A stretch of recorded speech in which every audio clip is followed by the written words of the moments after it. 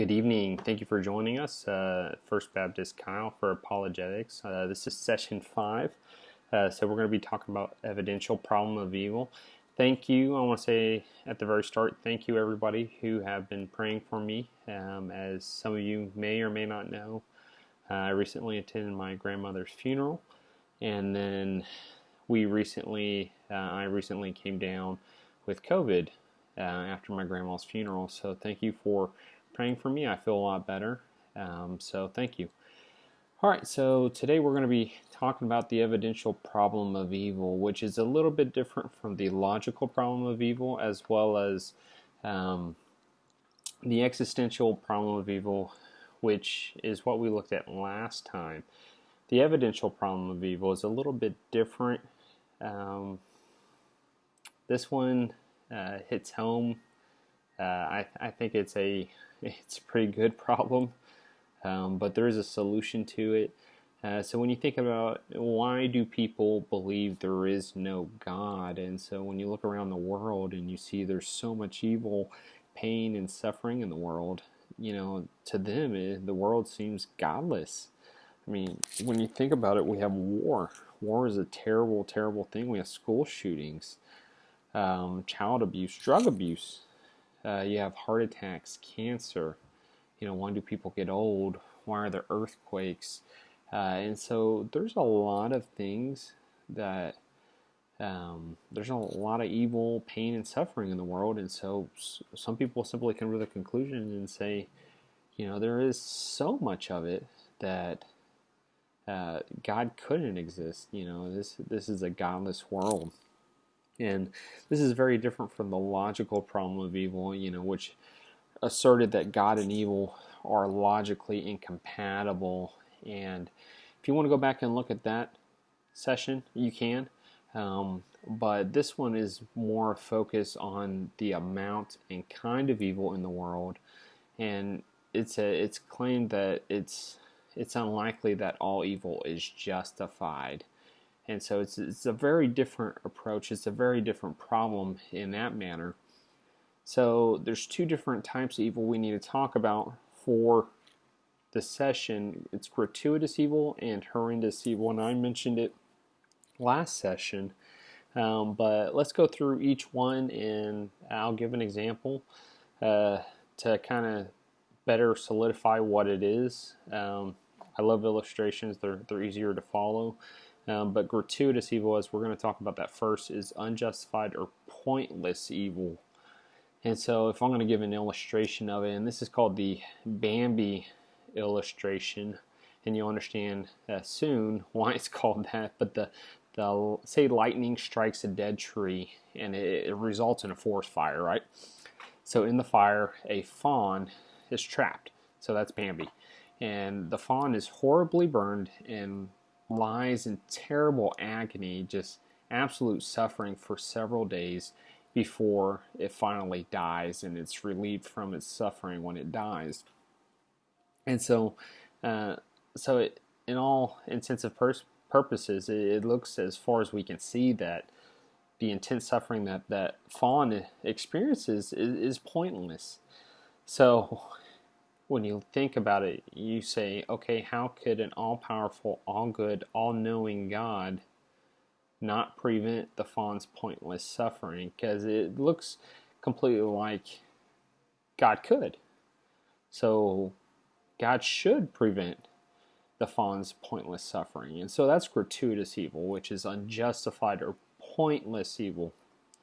So horrendous evil, that is so extreme that the good of a person's life is outweighed by the evil experience. And so, yeah, you would think of this as like it would be better if that person had never been born type of evil.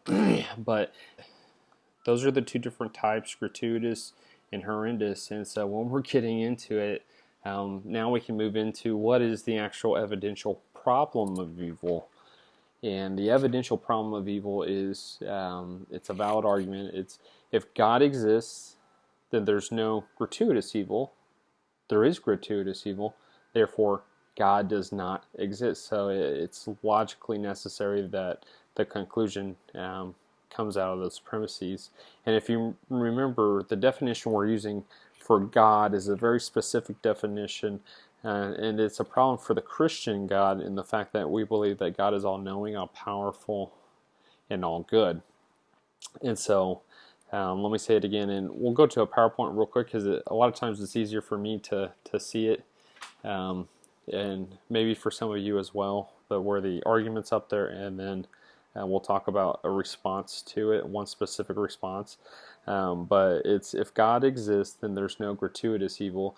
There is gratuitous evil, therefore God does not exist. And so the evidential problem of evil is really centered around the pervasiveness of evil, which in turn would make it less likely for the existence of God or rational belief in God.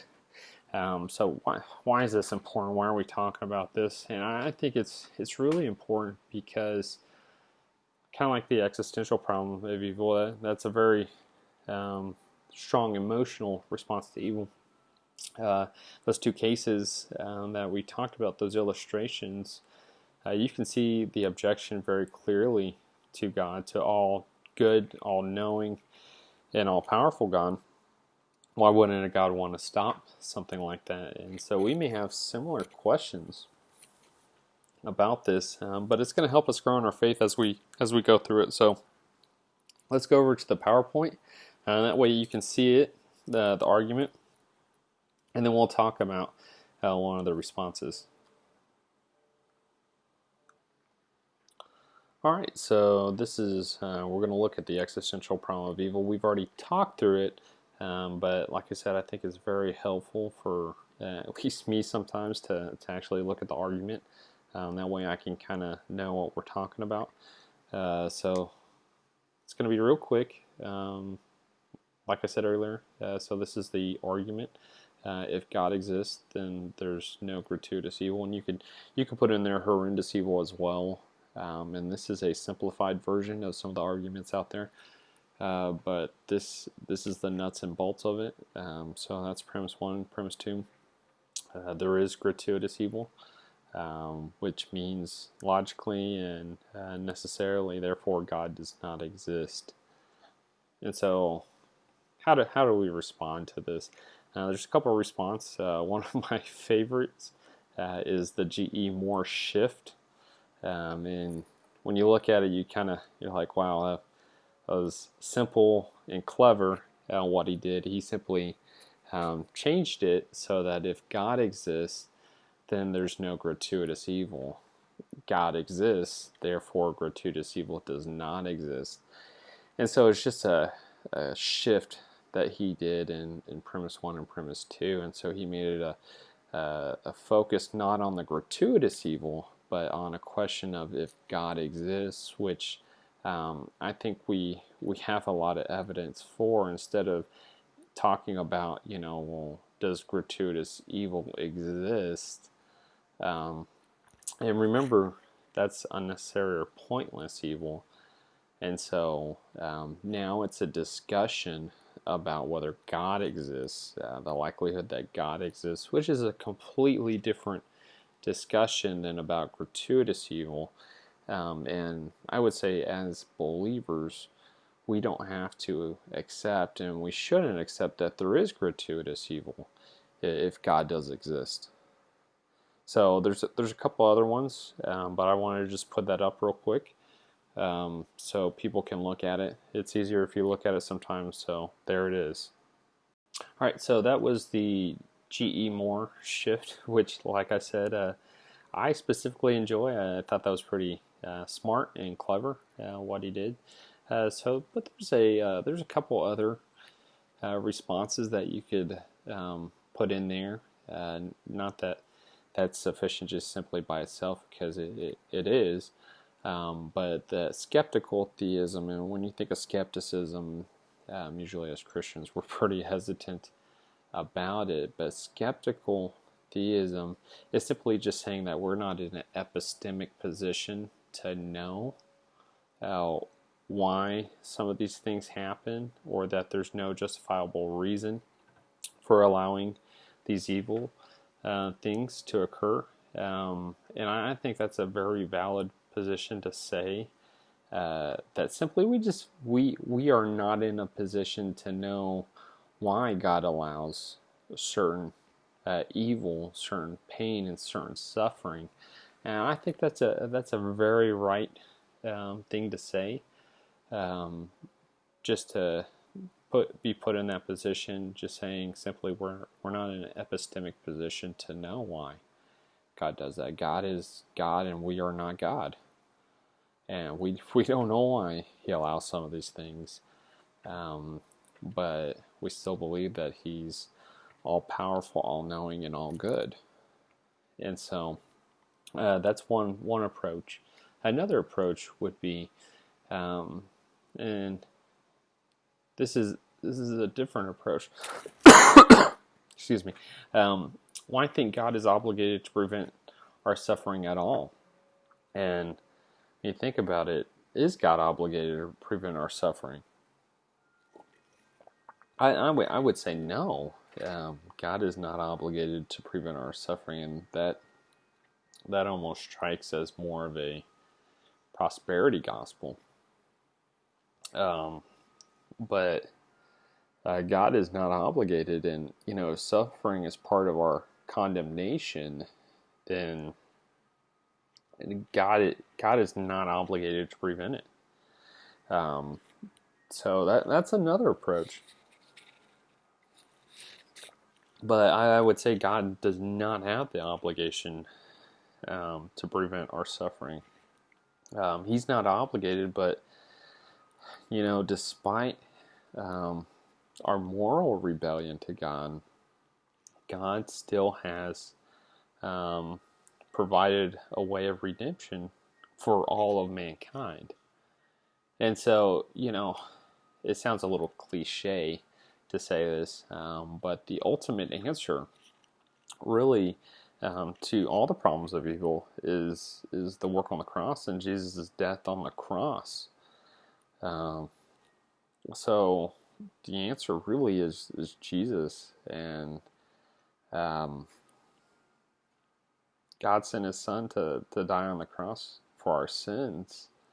But that is the ultimate answer to all the problems.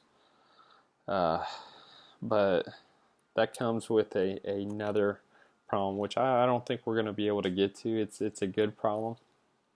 But if you were to say, okay, well, if the cross is the ultimate answer to all the evil that we see in the world, then you may ask, why doesn't God make this possibility of redemption just incredibly, extremely more obvious?